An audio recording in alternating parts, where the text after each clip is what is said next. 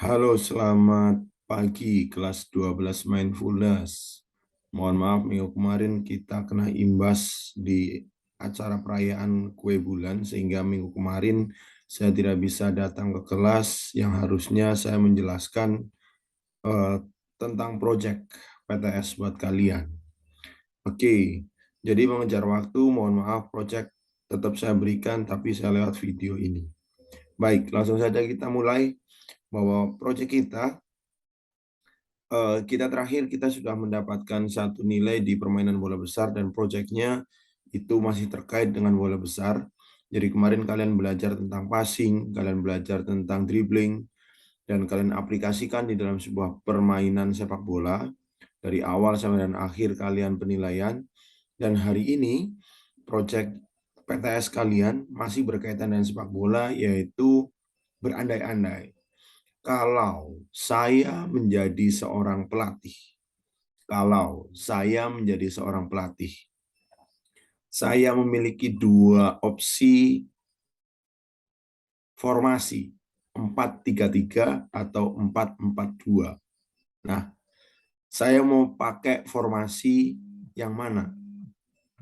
Kemudian yang kedua, setelah kalian pilih opsi tersebut, pemainnya mau saya apakan? Mau saya mainkan ke arah mana saja? Nah, oleh karena itu, yang pertama harus kalian ketahui adalah posisi pemainnya. Bahwa, sebentar saya mau sharing dulu, bahwa mana ini? Oke, ini dia.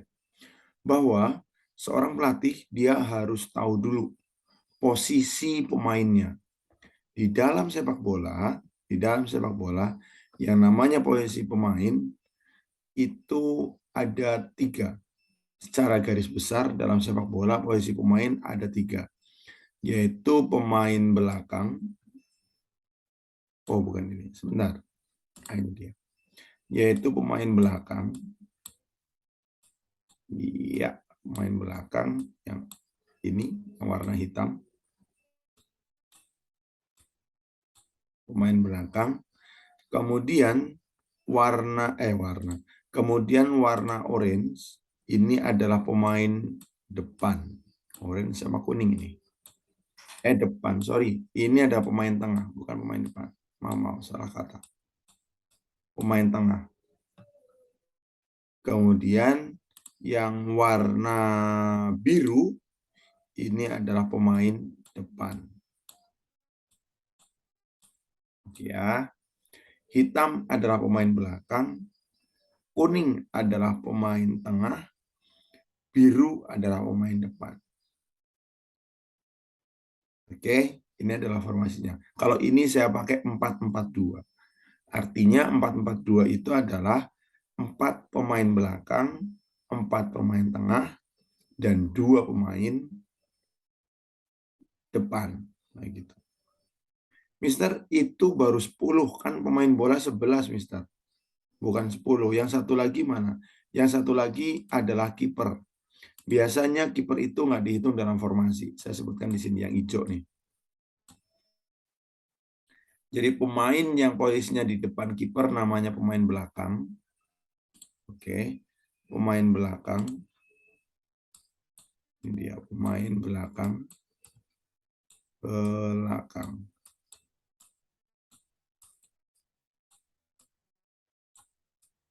Ya, belakang. Disebut juga dengan back. Biasanya orang nyebutnya back. Nah, back. Kemudian yang kuning ini adalah pemain tengah.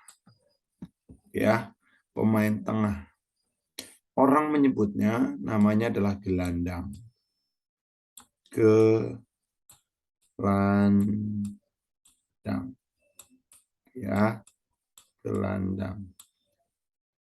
Nggak pakai an ya, gelandang nggak pakai an. Oke, bahasa kondangnya adalah midfielder. Midfielder. midfielder. Nah, ini dia. Midfielder. Kemudian yang biru ini adalah pemain depan. Pemain depan. Bahasa kondangnya striker. Biasanya istilah Indonesianya juga sering pakai, sorry, ini salah nulis. Striker. Istilah Indonesianya juga sering pakai istilah striker juga. Ya, jadi pemain belakang atau sering disebut dengan back, pemain tengah bisa disebut dengan midfielder, pemain depan bisa disebut dengan striker. Oke ya, sampai sini paham. Kemudian biasanya per posisinya itu juga ada tugasnya masing-masing sesuai dengan posisinya. Ada di pinggir atau di tengah. Contoh misalnya, pemain belakang ada 4 di sini. Saya sebut ini adalah kanan. Saya sebut ini adalah kanan. Maka yang ini biasanya namanya adalah wing back right. Wing back right. Jadi back sayap kanan kayak gitu. Back sayap kanan, wing back right. Nah, ini kebalikannya, wing back left. Back sayap kiri. Nah, yang 2 di sini apa? Ayo, siapa tahu? Yang 2 di sini itu biasanya namanya adalah center back. Center back. Ya, center back. Oke. Kemudian sama juga penyebutannya, ya, sama juga penyebutannya untuk midfieldernya. Kalau midfielder yang ini biasanya adalah wing right midfielder. Kalau ini wing left midfielder. Ya. Ini midfielder kanan, ini midfielder kiri. Yang tengah juga sama. Biasanya ini sebutannya center midfielder. Center midfielder. Oke. Oke, sampai sini paham. Kemudian ngomong-ngomong tentang striker, itu biasanya ada striker utama dan striker bayangan. Tapi kita sebut aja striker ya gitu aja ya. Kita sebut aja striker. Nah, oke. Ini adalah pembagian untuk formasi 4-4-2. Oke ya. 4-4-2. Di mana 4 ini adalah 4 pemain belakang. Oke. Kemudian 4 pemain tengah dan 2 pemain depan. Oke. Paham ya sampai sini ya? 4-4-2.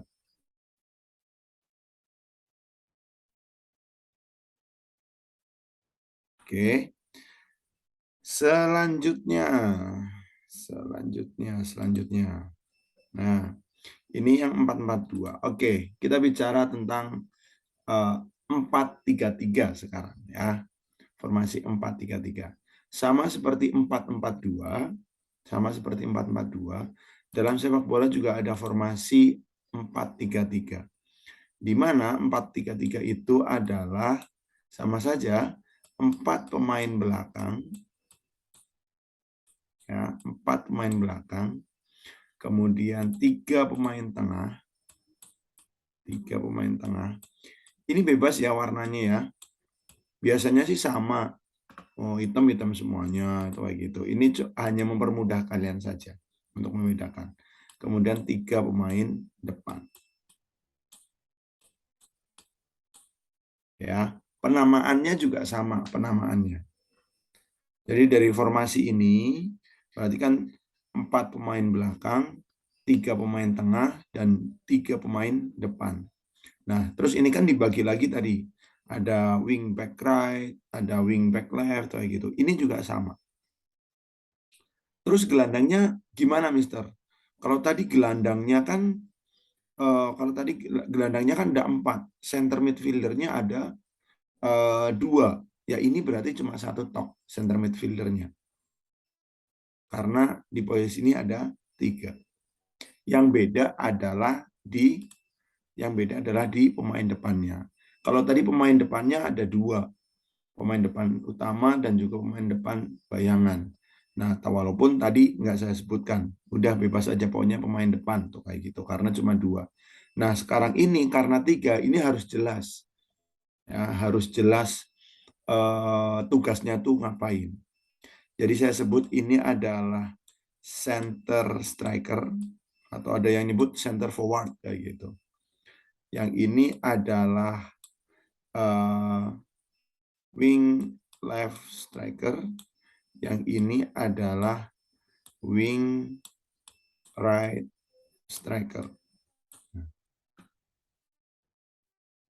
Ya. Nah, tugasnya biasanya tugasnya wing right striker dan wing left striker ini mereka nyerang, tapi dari samping.